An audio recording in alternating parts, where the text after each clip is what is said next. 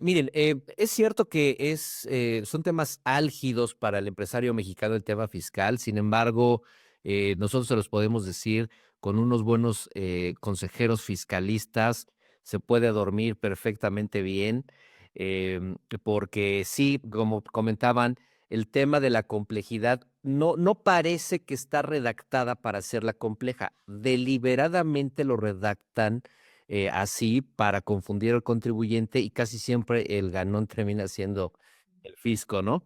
Un ejemplo muy simple, todos nosotros cuando cargamos gasolina y pedimos nuestra factura, fíjense cómo el IEPS, el Impuesto Especial sobre Productos y Servicios, no está desglosado y muchas veces es la parte más cara después de la gasolina y de otros impuestos, ese impuesto.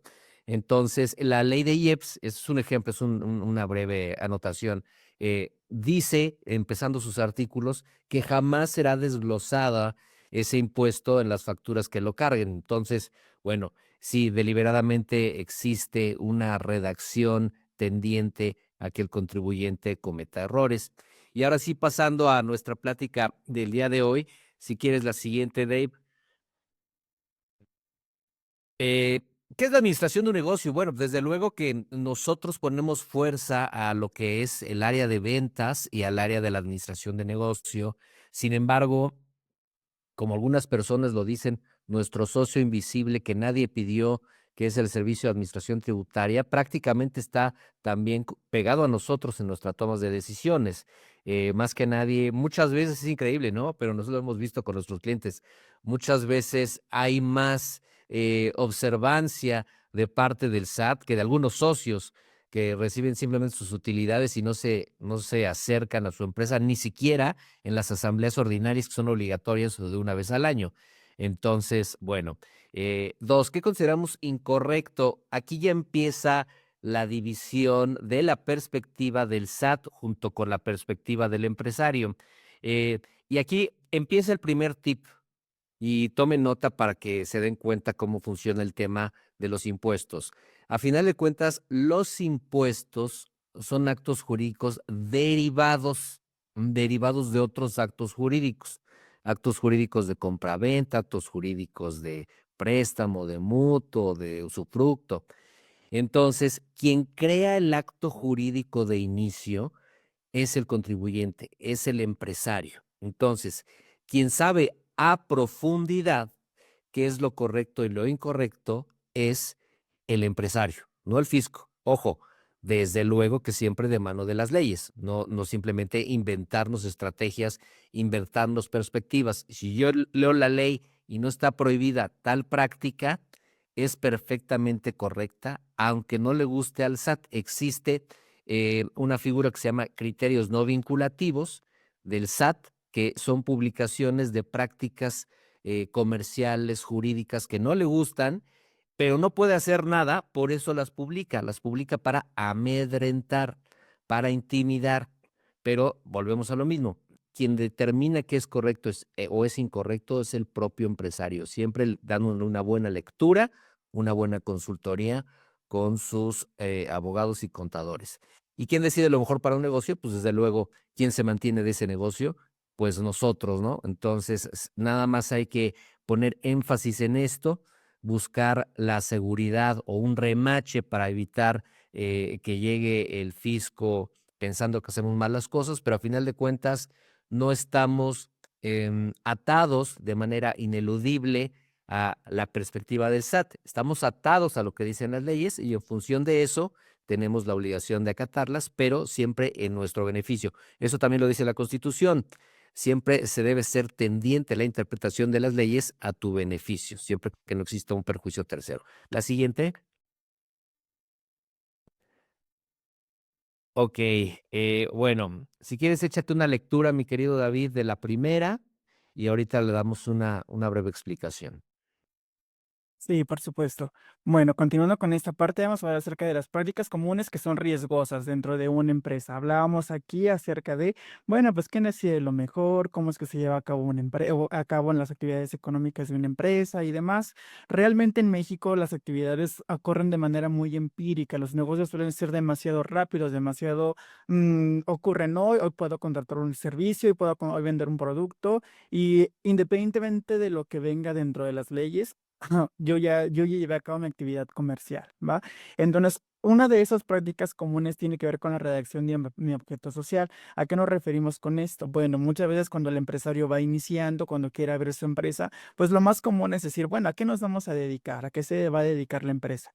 Y dentro de esta redacción del objeto social es que sí se suele haber algunos errores comunes a la hora de redactarlo. Eso tiene que ver con un objeto social demasiado amplio, es decir, que de repente yo ponga que me voy a dedicar prácticamente a todo. Otra cosa también puede ser riesgoso que tenga un objeto social demasiado preciso. Esto es, que yo solito diga que únicamente me voy a dedicar a la venta de computadoras de la marca tal. Eso me limita demasiado y eso se vuelve una práctica riesgosa ya en la práctica por el tema de la emisión de las facturas. Ahora, palabras clave que busca la autoridad. También es muy riesgoso poner, por ejemplo, hemos visto empresas que dentro de su objeto social tienen redactados servicios de subcontratación. Por ejemplo, algo que está en práctica hoy, entre comillas, castigada y perseguida por el SAT, suele venir en esos objetos sociales un poquito más antiguos y suele ser demasiado riesgoso. También ahí tenemos que poner ojo con el tema de actividades vulnerables que de repente por la redacción nos dan una idea de que se puede dedicar a eso la empresa y eso pone un foquito rojo a la empresa. Entonces, esta redacción del objeto social es importante cuidarla, ni muy amplio, ni muy preciso, y así bien, y asimismo, cuidar muy bien cuáles son las palabras que utilizamos para redactar este objeto social. Gracias, David. Pongo ejemplos, pongo la solución y pasamos al siguiente. Ejemplo, objeto social muy amplio. Si vamos, como la mayoría de los emprendedores, vamos directamente con el notario que nos haga una empresa de comercialización de productos para baño, dense cuenta que el notario va a tener por lo menos 7, 8 o 10 empresas más de creación para ese día.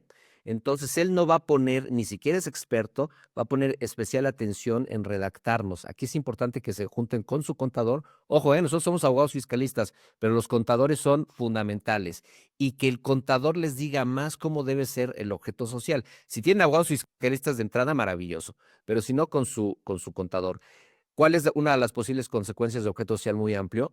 Que en el escritorio el SAT puede presumir que ustedes son factureros. Entonces, es importante cuidar muy bien ese punto. Y dos, como dice David, el muy preciso es todo lo contrario. Si solo pongo un solo inciso en el ejemplo de compraventas de utensilios para baño, pero yo también doy un servicio postventa o a lo mejor capacitación o lo que sea, y no viene en mi objeto, en el momento de una revisión se van a rechazar todas esas operaciones con las determinadas consecuencias. Y por último, palabras clave, como decía David muy bien, es importante que se sienten, pues si no cada año, por lo menos cada 2 años a revisar eso para ver qué cambió en la ley. Si yo tengo en mi inciso C, porque doy servicios contables, jurídicos, de finanzas y demás, y en mi inciso C o D de mi objeto social, de mi acta constitutiva, dice que doy servicios de subcontratación, ya es ilegal, inclusive de origen todo el acta constitutiva, ¿eh? Un visitador muy estricto, pudiera inclusive hasta buscar la disolución de la empresa nada más por esa cláusula. Es importante. La siguiente, Dave. Sí, claro. La siguiente es la información manifestada en el RFC. ¿Ok? Eso tiene que ver con el domicilio fiscal incompatible. Nos ha pasado, hemos visto muchas veces que hoy en día, y fue mucho en el último semestre del 2024, que acontecían visitas domiciliarias, pero ni siquiera para un tema de una auditoría, sino más bien para la revisión del domicilio. Y la realidad es que ese tema de domicilio fiscal que sea incompatible, que sea incorrecto, que no esté perfectamente bien determinado, señalado, nos puede detonar en problemas más graves, les hablaremos un poquito más adelante, pero puede detonar en problemas muy graves. Entonces, ese tema del domicilio fiscal incompatible que no tenga que ver, pues, realmente con el lugar donde está la administración central del negocio, puede ser un foquito un foco rojo para la autoridad. Asimismo, actividades económicas incompatibles. Suele pasar que muchas veces al dar de alta una empresa, señalamos solamente una actividad económica, pero ya en la práctica, conforme vamos desarrollando la actividad, surgen más cuestiones que yo puedo pretender llevar a cabo y que aunque estén en el objeto social, no están en información manifestada ante el RFC. Entonces, eso detona que cuando yo emito una factura por cierto concepto que no se desprende de mis actividades económicas que tengo en mi constancia de situación fiscal o bien que nada tienen que ver con ellas, entonces eso también es un factor de riesgo para la empresa. Asimismo, el tema de un régimen fiscal incompatible. Y aquí no solamente nos hablamos acerca de la información que se lleva referente a la empresa, sino también del empresario, de las personas que forman parte de la sociedad. Un error común es ya incluimos a tres personas dentro de la sociedad, pero resulta que, bueno, pues nunca les cambiamos el régimen fiscal en el que se encuentran, no aparecen como socios o accionistas, y aún así yo les estoy pagando dividendos. Entonces, cuando ocurre esto, puede llegar a ser un factor de riesgo no solamente para la empresa, sino también para los propios accionistas.